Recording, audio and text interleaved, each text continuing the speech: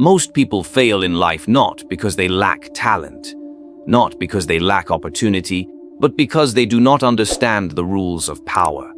They trust too easily, they expose their weaknesses, and they become predictable. And in a world where every man secretly plots to rise above another, this ignorance is fatal. This lesson is not for the weak-hearted.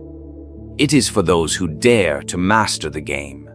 By the end of this, you will understand how the powerful think, how they manipulate appearances, and how they secure wealth not by chance, but by design.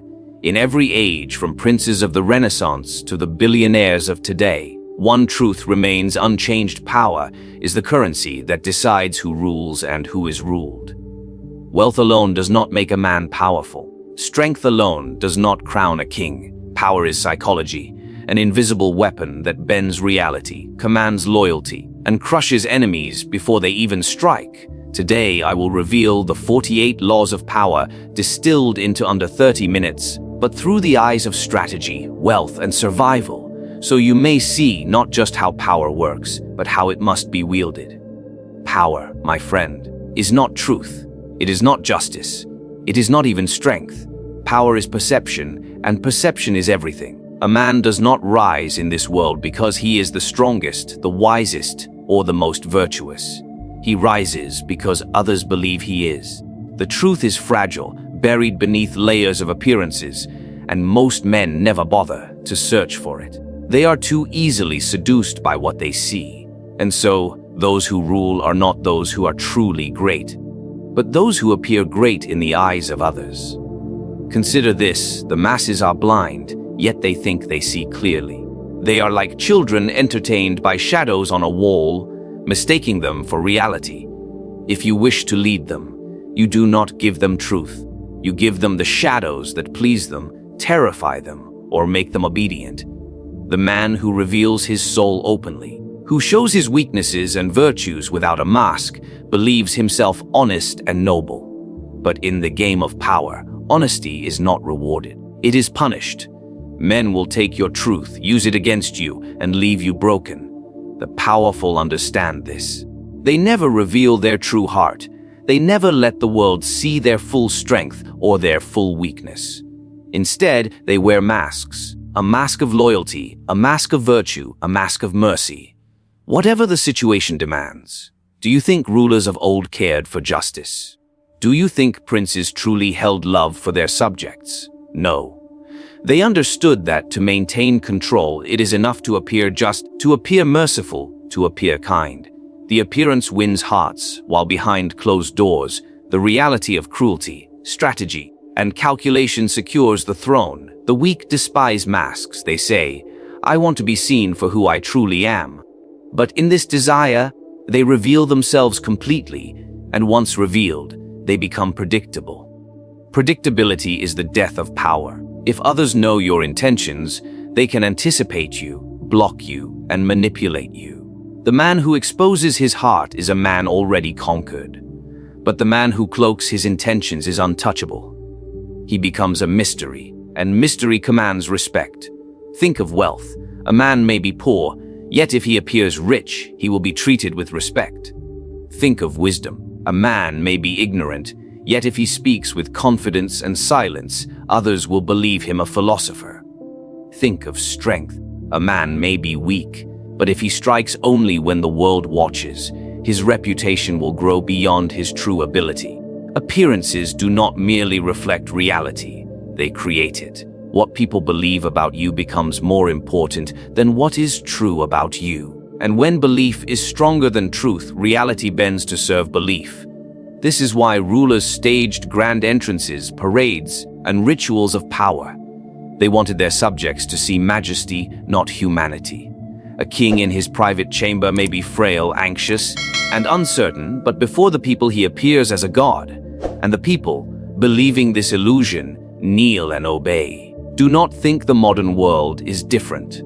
Politicians, businessmen, leaders of every kind, they all understand this ancient principle. They sell images, not truth.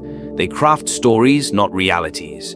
And it is these stories, carefully woven into the minds of the masses, that sustain their power. The danger is this: to believe that truth matters more than perception. It does not. If you are just but appear unjust, you will be hated. If you are competent but appear incompetent, you will be dismissed. If you are wealthy but appear poor, you will be treated with disdain. Yet if you are unjust but appear just, you will be loved. If you are incompetent but appear confident, you will be followed. If you are weak but appear strong, men will fear you. This is the paradox of power. It belongs not to those who possess the quality, but to those who possess the mask of it. Therefore, guard your true self like a treasure hidden beneath stone. Let others see only fragments, never the whole. Give them the performance they expect, the image they long for, the illusion they cannot resist. And while they are entranced by the mask, work in silence behind it, bending reality to your will. The lion may be strong, but it is the fox, cunning and unseen, who survives the longest in the hunt. And when the time comes to reveal your true face, it will not be a revelation, it will be a strike. Wealth, like power, is a deceptive force.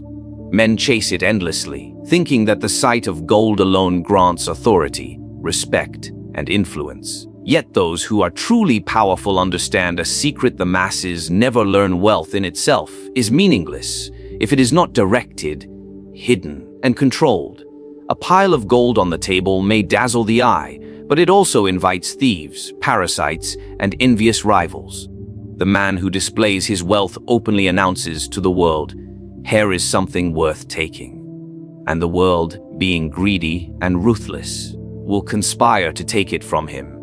The rulers who survived centuries did not flaunt their treasure, they concealed it. They understood that wealth is not for vanity, but for strategy. The prince who marches through the streets wearing jewels may impress the poor, but he also provokes the ambition of the noble who plots to overthrow him. The wealthy merchant who boasts of his fortune becomes surrounded by flatterers who only desire his purse. He does not inspire loyalty, he inspires silent resentment. Envy is the shadow that follows displayed wealth, and envy sharpens daggers in the dark. True power comes not from showing what you have, but from what others cannot see. Imagine two men. One parades through the city with silks and servants, his riches on display. The other walks modestly, unnoticed, yet behind closed doors.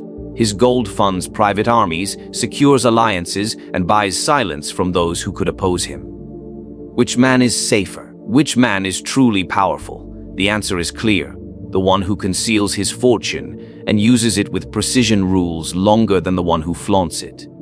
In wealth, as in war, strategy is everything. The fool spends to be admired. The wise spend to control. Every coin you possess is a soldier. Send them into battle recklessly, and they are slaughtered without gain. Deploy them carefully into investments, influence, and networks, and they multiply, returning to you stronger than before. This is why the powerful never spend to impress. They spend to entrap. A well-timed loan, a bribe placed in silence, a gift that binds loyalty. These are the true weapons of wealth. Understand this. When you show wealth openly, you create a battlefield you cannot win. The eyes of others measure you, compare themselves to you, and secretly plot to pull you down. But when you hide your wealth, you operate from the shadows, where no one knows your true strength. And from the shadows you may strike with gold as others strike with steel. In politics, in business, in society, unseen wealth is the most dangerous kind, for it allows you to move silently while others underestimate you. This is why dynasties last for generations, not because they show their fortune, but because they weave it into the very structure of power. They own land through proxies, control trade through hidden partners, influence rulers through debts that no parchment records. Their gold is invisible, yet it shapes every decision around them.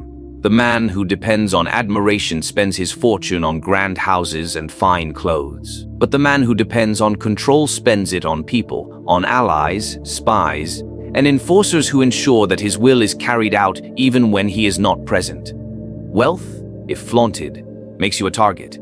But wealth, if hidden, makes you untouchable. You may walk unnoticed among men, dressed plainly, speaking little, and yet every move you make is backed by invisible power. You may appear as one of them, but in truth, every man around you is tied to your gold, knowingly or unknowingly. The baker relies on your loan, the soldier is fed by your coin, the official is bribed by your purse. To them, you are merely another figure in the crowd, but in reality, you are the invisible hand that sustains their lives. If you wish to command not just wealth, but respect and fear, you must learn the art of concealment. Let others speak of riches while you remain silent. Let them show their treasures while you build yours in secret. When they waste their gold on vanity, you will preserve yours for conquest. And when the time comes to act, your wealth will not be seen, but it will be felt like a shadow tightening around the throat of your enemy. Timing is the silent ally of the powerful. The difference between victory and ruin is not always strength, nor wealth, nor intelligence. It is the mastery of when to act and when to wait.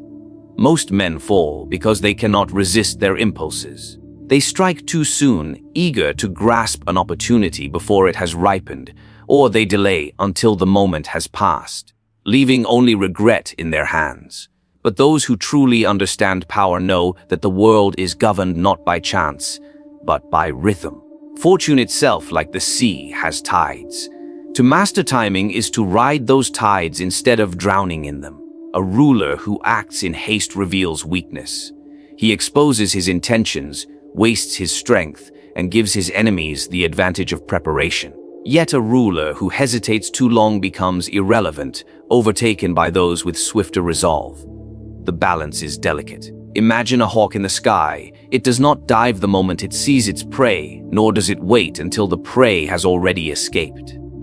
It circles, studies, calculates, and then, at the precise instant when success is certain, it strikes and the kill is inevitable. The hawk survives because it does not confuse motion with victory. The same is true of wealth. Opportunities appear before every man, but only the patient sees them wisely. The fool rushes into ventures without thought, driven by greed, and loses everything. The coward hesitates, waiting for the perfect moment, and finds that by the time he moves, the opportunity belongs to another. The man of timing, however, studies both the opportunity and the weakness of his rivals. He waits not for the right chance alone, but for the moment when others are least prepared to resist. His wealth grows not because he invests first, but because he invests best. In human affairs, timing is not only about profit or loss, it is about psychology. Every man has moments when his confidence falters, when fear overtakes him, or when ambition blinds him.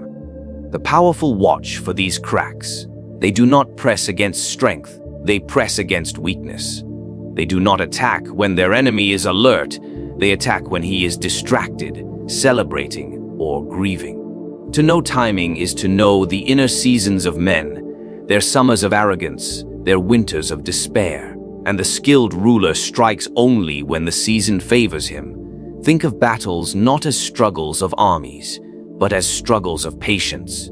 An impatient commander exhausts his soldiers, wastes his supplies, and forces a confrontation before his enemy is vulnerable. The wise commander, however, delays, harasses, feints, and waits until hunger, fatigue, or division weakens the opposing camp. Then he advances not into resistance but into collapse. Victory, in truth, is not seized on the battlefield. It is prepared long before by the art of waiting. But waiting alone is not mastery. Many men wait, yet achieve nothing because they wait for certainty. They demand absolute assurance before acting, and in that hesitation, life passes them by. Timing is not about certainty. It is about reading the moment and striking with enough force to turn uncertainty into inevitability. The world never gives guarantees, but it gives signals. The rising fear of your rival, the growing unrest of the people, the quiet openings in the market, these are signs that fortune tilts.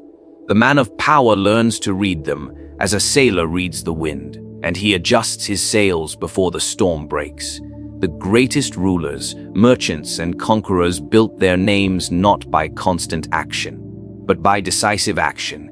They knew when to be silent and when to speak, when to retreat and when to advance, when to spend and when to hoard. Their enemies accused them of luck, but luck had nothing to do with it. Their secret was patience, sharpened into sudden ruthlessness at the exact instant when the world was unbalanced. To command timing is to command destiny. It is the ability to sit still while others grow restless, to withhold your strike until every condition is in your favor, and then to move with such precision that resistance collapses before it begins. Those who fail to master timing are always at the mercy of those who do.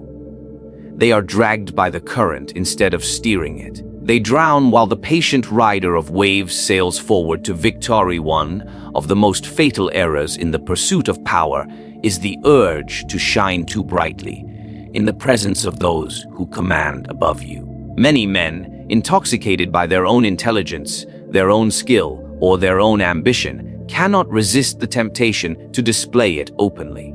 They want the world to see that they are more competent than their master, more clever than their superior, more deserving than the man who sits on the throne, and in doing so, they write their own death warrant. For power is jealous. Those who hold it are always haunted by the shadow of those who might take it away. And nothing awakens suspicion more quickly than the subordinate who threatens, even unintentionally, to outshine the master. A prince, a king, a general, or even a wealthy merchant, all men in positions of power cling to one thing above all: their status. They want admiration, loyalty, and obedience, but most of all, they want to feel secure in their superiority. When a servant is too skilled, he is not praised, he is distrusted. When an advisor speaks too wisely, the prince begins to fear he is being controlled.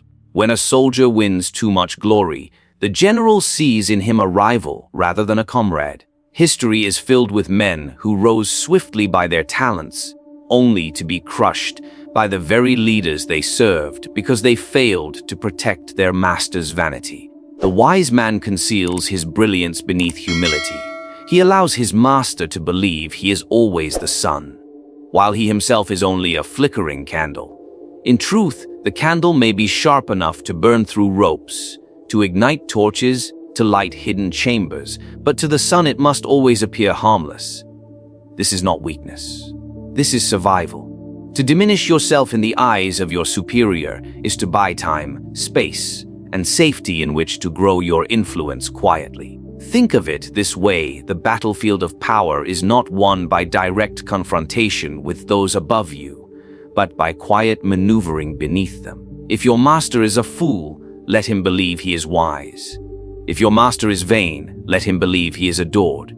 If your master is cruel, let him believe his cruelty inspires fear and loyalty. Feed these illusions while secretly preparing your own foundation of strength. The courtier who flatters survives longer than the advisor who corrects. The servant who praises is kept close, while the servant who challenges is dismissed or destroyed. This principle is not confined to kings and rulers.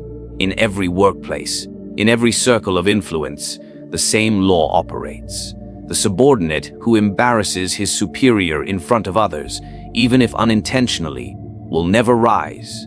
The ambitious youth who draws too much attention will provoke envy and sabotage. Even among friends, the one who constantly outshines the group will soon find himself isolated. Human pride is a fragile thing. It cannot endure being overshadowed. And so, if you want to grow, you must do so under the cover of modesty, allowing those above you to remain blind to your true potential until it is too late for them to stop you. The masters of history understood this law and wielded it like a blade. They hid their talents until the moment came to reveal them. Consider the cunning fox who bows before the lion, pretending to be harmless until the lion lowers its guard. Or consider the strategist who pretends ignorance in council, allowing his rival to underestimate him, only to unveil his brilliance when victory is already secured. Power grows safest in shadows, not in the spotlight. There is another reason to never outshine the master. Power depends not just on strength, but on perception. Even if you are more capable, more intelligent, or more worthy, as long as the world perceives your master as greater, he remains untouchable. To challenge this perception directly is to invite open war, and until you have gathered enough strength to win such a war decisively, it is suicide. Far wiser to play the loyal servant, to hide your ambitions behind a mask of obedience, and to let your master's arrogance blind him to the truth. When the day comes when the master falters, when age, folly, or fortune weakens his grip, then and only then may you reveal yourself, and by then it will not be a contest of vanity, it will be inevitability. The sun will have set, and the candle that once pretended to be dim will suddenly illuminate the entire room. You will not need to fight for recognition. It will already be yours, waiting in the silence you have carefully prepared. Hesitation is the great destroyer of men who dream of power but never grasp it. The world does not reward those who wait timidly, nor those who half strike in the hope of being seen as merciful. It rewards those who act with finality, those who know that when the blade is drawn it must fall without delay or doubt. History is littered with men who lost everything because they paused, because they second-guessed themselves, because they allowed mercy or uncertainty to cloud their judgment. The enemy you wound but do not kill becomes the enemy who returns stronger, filled with vengeance. The rival you expose but do not ruin becomes the rival who plots your downfall. Power does not forgive half measures. The weak tell themselves that hesitation is prudence. They delay action, convincing themselves that tomorrow will bring a clearer answer, a safer moment, a softer choice. But tomorrow never arrives. While they hesitate, opportunities vanish, enemies regroup, and allies grow restless. Indecision corrodes reputation. A leader who hesitates is not respected. He is despised. His soldiers will doubt his commands. His advisors will seek stronger masters. His enemies will sense weakness and strike before he does. Power is not only in the action itself, but in the certainty with which it is carried out. Men follow decisiveness because it signals control, and control is the language of power. Consider the ruler faced with rebellion. If he hesitates, if he tries to compromise, if he punishes only lightly to appear kind, he teaches his subjects that defiance is survivable. The rebellion will not end, it will spread. But if he crushes it without mercy, if he acts swiftly and makes the punishment unforgettable, then others will not dare to test him. Mercy has its place, but mercy without fear breeds contempt. The prince who wishes to endure must be feared for his decisiveness, for fear is remembered long after kindness is forgotten. This principle extends far beyond the battlefield or the throne. In wealth, in business, in every arena of human ambition, hesitation is ruin. The man who sees an opportunity to strike at his rival's market, to secure a hidden advantage, or to claim an opening in the trade routes must act at once. To wait is to give others time to see what he has seen, to arm themselves, to close the gap. Fortune does not linger with the hesitant. She passes by swiftly, and only those who seize her without trembling are carried forward. The great merchants, the great conquerors, the great rulers. They all share this one trait, the courage to strike when the moment appeared, and the ruthlessness to make their strike absolute. There is a deeper truth here. Hesitation is not merely delay, it is exposure. The moment you hesitate, others can read you. They see the cracks in your resolve, the uncertainty in your eyes, the weakness in your voice. And once they see it, they no longer fear you. A man who is not feared cannot hold power, no matter his wealth or his titles. Power rests not only on resources but on reputation. And reputation is forged in moments when the world watches to see whether you will act. If you falter, you are finished. If you strike, you are remembered. The wise ruler, the calculating merchant, the aspiring prince, each must learn this lesson. When you decide, you must decide fully. When you act, you must act with such force that no doubt remains of your authority. There can be no middle ground, no half measures, no timid retreats. Once the path is chosen, the enemy must be destroyed, not wounded. The rival must be removed, not tolerated. The opportunity must be seized completely, not partially. For in power, incompleteness is death. Remember, men forgive cruelty faster than weakness. They will follow a ruler who is harsh but certain, yet they will abandon one who is kind but unsure. To hesitate is to invite betrayal, to invite challenge, to invite defeat. When the moment of decision arrives, it must be met with action so swift and uncompromising that it leaves no space for resistance. Power respects only those who act without trembling, for in that firmness lies the promise of survival, dominance, and control. Power is not given, it is not earned by virtue, nor secured by honesty. It is taken, shaped, and guarded by those who understand its laws. You have seen how appearances outweigh truth, how wealth must be hidden and directed, how timing determines victory, how survival demands that you never outshine your master, and how hesitation destroys those who lack the will to strike. These are not rules of morality, they are rules of survival. The world does not bend for the kind-hearted or the nerveux. It bends for those who master the game. Remember this, every man around you is playing, whether he admits it or not. Some play poorly, exposing themselves with truth, vanity, or hesitation. Others play in silence, moving unseen, patient, ruthless, always calculating. If you wish to rise, you must be among the latter. You must wear the mask, you must guard your wealth, you must master time, you must protect your place beneath power until the moment to claim it. And when the chance appears, you must strike without mercy. Do not seek to be loved. Do not seek to be admired. Seek only to endure, to command, to remain. For in the end, history does not remember the honest man who fell with dignity. It remembers the cunning, the decisive, the ruthless, the ones who bent the world to their will and left their mark upon it forever.